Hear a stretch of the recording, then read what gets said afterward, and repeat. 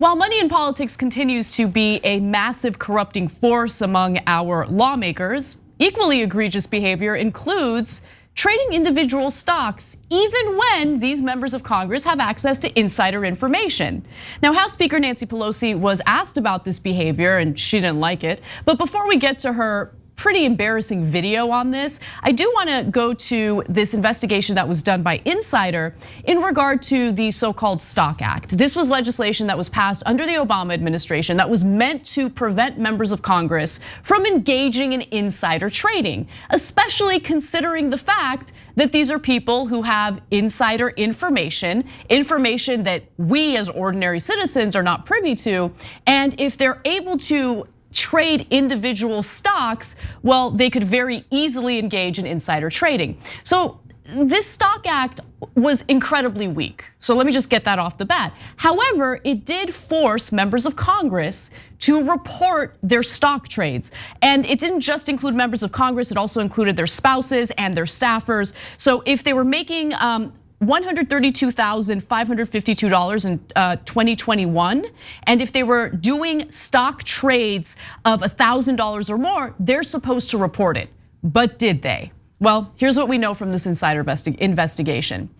Insider's investigation of financial disclosures found that 49 members of Congress and at least 182 of the highest paid Capitol Hill staffers were late in filing their stock trades during 2020 and 2021.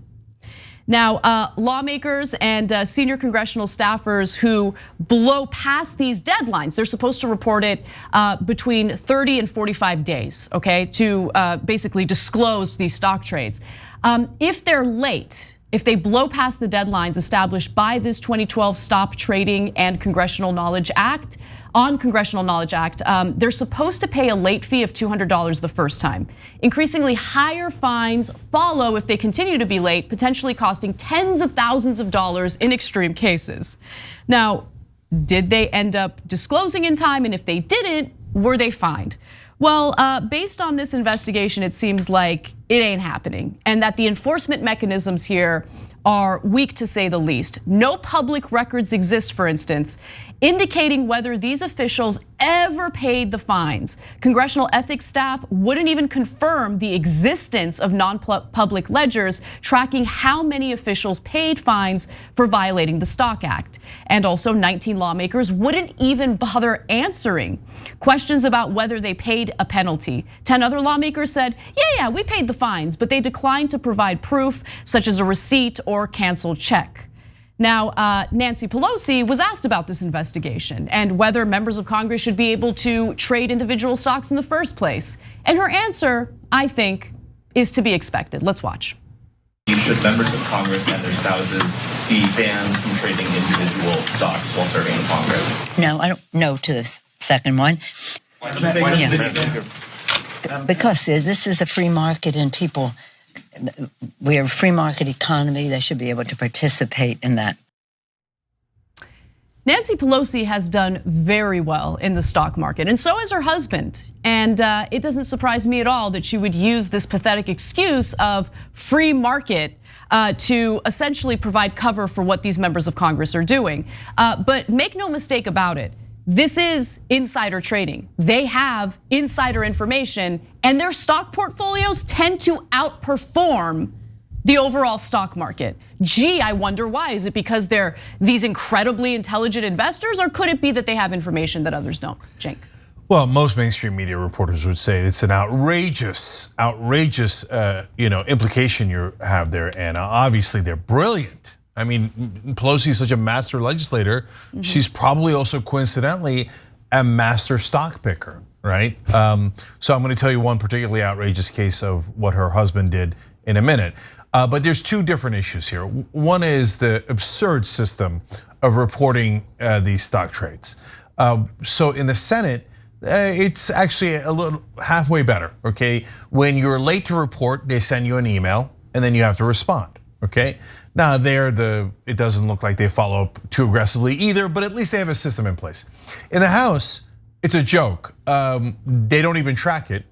They say, oh, you're supposed to track it on your own out of good faith, wink. And so they don't send you an email, they don't follow up. And if you don't pay, there are no consequences. No one's ever chased down. In fact, they won't even tell the members how to pay. Members have asked, the ones that wanted to actually report themselves have asked several times, hey, what do I do? Who do I make it out to? Here, Insider did a very good job in this 5-month investigation and found Treasury can't find any of the checks. No, the House side is clearly choosing to not abide by the law. Gee, who's their leader? Oh, there she is, Nancy Pelosi. And so, Listen, and by the way, when the Republicans were in charge, they didn't abide by the law either. Yeah, this isn't a Democrat or Republican thing. This is about corruption. This is about insider trading. This is about people who raised their hands, decided to run to become public servants, and then turn around and say, no, it's a free market. I mean, obviously I should be able to take advantage of this role that I have to choose stocks that are obviously gonna outperform the market because I'm privy to the insider information, and obviously they have control over what legislation gets introduced, what legislation gets voted on, and if they have any sense that they might regulate certain sectors of the economy that could hurt the stock value of certain companies. Well, again, that is incredibly important information that is going to have an impact on the markets, and they're gonna be able to make these predictions based on that insider information. By the way, the other thing is, if they're heavily invested in a certain business, are they gonna wanna pass regulations that could hurt that business, hurt the profit motive for that business? Well, that's gonna bring us to Mr. Pelosi in a second. But before we go to the first dude of the House, I'm gonna go to our members, tyt.com/join, and you become part of the show. You write in these great comments and we read them. So Shipwrecked Super Yacht wrote in, funny enough, how free is the market really if they use inside information to manipulate the price of stocks? And that's exactly it. That's the second gigantic issue here and the one that Pelosi's addressing. So she says, oh, well, basically all of the members should be able to buy any stocks they like. Remember, the story is about the reporting requirements. But a lot of people say, wait, you should all put it into a blind trust. Otherwise, you know exactly what to invest in, and just reporting it doesn't actually solve anything, right? So when asked about that, that's when Pelosi said, oh, free market, baby. First of all, that sounds like a Republican. 100%. It's absurd to just say free market on its own. Free market how? What do you mean? In what context? In this context, part of the protection of the free market is to make sure that there are laws against insider trading. Otherwise, you don't have a free market. So a person you could ask about that is Martha Stewart. She went to prison for violating these types of rules, right? But when it comes to the most powerful people in the country, all of a sudden, prison. I mean, another member wrote in about prison.